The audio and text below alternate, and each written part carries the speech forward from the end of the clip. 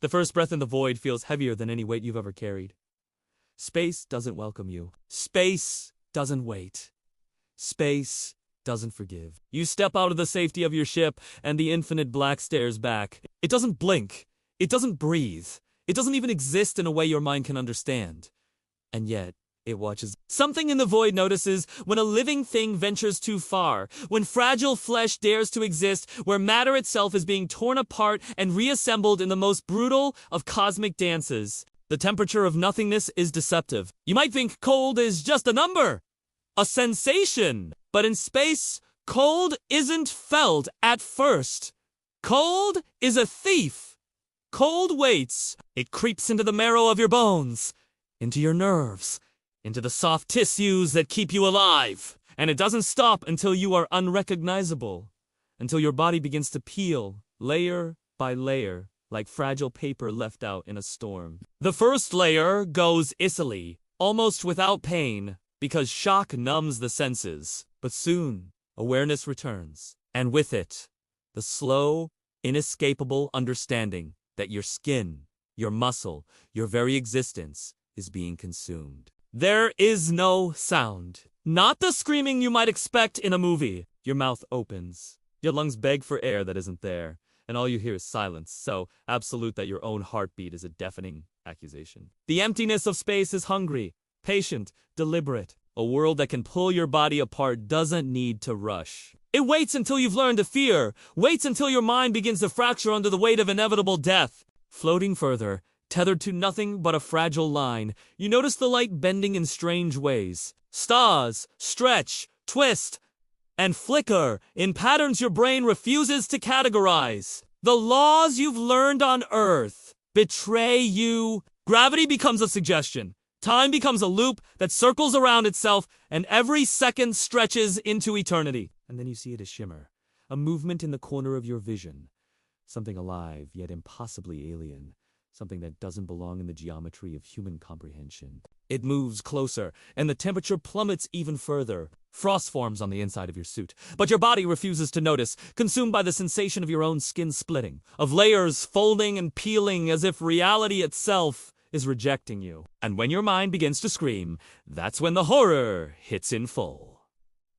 You aren't just dying. You are being rewritten, remade into something the universe can consume without effort. Each layer of your body floats away like burnt paper caught in a storm. The universe isn't destroying you, it's cataloging you, converting your existence into an abstraction it can understand and store in the infinite ledger of the void. Your senses fracture next. Light becomes taste. Sound becomes weight. The tick of your heart becomes visible, like ink bleeding across skin. Nothing is where it should be. Your memories begin to leak from your mind like a slow, leaking wound, drifting into the emptiness to join countless others who dared to venture too far. You struggle to recall faces, names, feelings, but the universe isn't interested. It only wants the raw pattern, the essence, the unadorned physicality, stripped of all humanity. You reach for your suit controls, your helmet, your lifeline back to familiarity, and find only absence. The switches are melted into nothingness, the panels dissolved into a spectral haze that your eyes cannot focus on. Panic becomes your only anchor, and even panic is folded away, stripped down to chemical reactions and electric signals firing into a brain that cannot process them. A sudden movement catches your Aja shadow, a dark ripple in the void that doesn't obey the light. It approaches with precision, with purpose. This is not a natural force, not a quirk of physics. This is the intelligence of annihilation. A predator that feeds not on flesh alone, but on awareness, on fear, on the slow unraveling of identity. You try to look away, but it's too late. The edges of your body begin to dissolve more rapidly, peeling away in sheets that float into the darkness, leaving you hollowed, yet painfully aware. The sensation is indescribable. Imagine peeling 100 layers of skin at once, while your mind watches, helpless, as though the universe itself is writing a message across your very cells.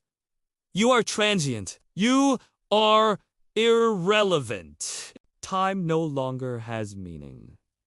Seconds bleed into centuries. You drift, torn apart yet still conscious, aware yet irrelevant. The void whispers in frequencies that should not exist. Frequencies that make your skull ache and your heart quake. It tells you truths you are not prepared to hear. That life is optional. That existence is arbitrary. That the universe will always outlast you, always dissect you, always peel away every layer until nothing recognizable remains. And yet, even in the midst of this torment, a spark of curiosity survives. A question burns in your shredded consciousness. Why does it do this? Why the meticulous dismantling? The precise patience? Perhaps it is not cruelty. Perhaps it is an art form, a cosmic ritual that has been repeating since the first spark of life dared to shine against the darkness. Your body is its canvas, your essence its pigment. And as the last fragments of skin, muscle, and bone drift away, you understand? You are both victim and masterpiece, dissolved into infinity, yet immortalized in the architecture of annihilation. The universe moves on.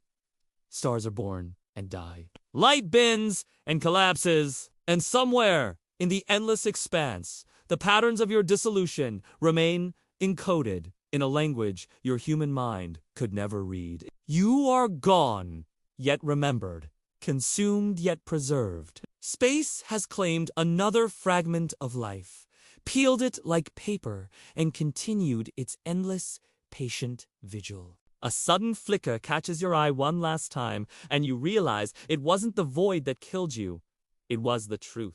The realization that your body is meaningless to the universe. Yet every moment of awareness mattered more than you could ever imagine. Fear, pain, ecstasy, tarude were all recorded in the fibers of existence, leaving a signature that even the cold void cannot erase. And then even awareness fades, leaving only the echo of what was, a whisper that will drift across galaxies, waiting for the next life, brave or foolish enough to step into the darkness. Somewhere in the distance, a ship drifts silently, unaware of what lies beyond its sensors. Somewhere, a scientist, a traveler, a dreamer gazes into the stars, imagining what horrors might await. And somewhere in the void, your essence floats, peeled but not destroyed, a ghost in the architecture of space itself, waiting to be discovered, studied, feared, revered. Space doesn't need to hunt.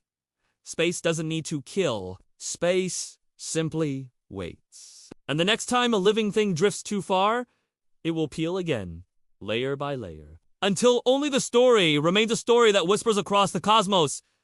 Nothing is permanent. Nothing is safe. And some worlds will consume you so slowly, so deliberately, that even eternity feels like an escape.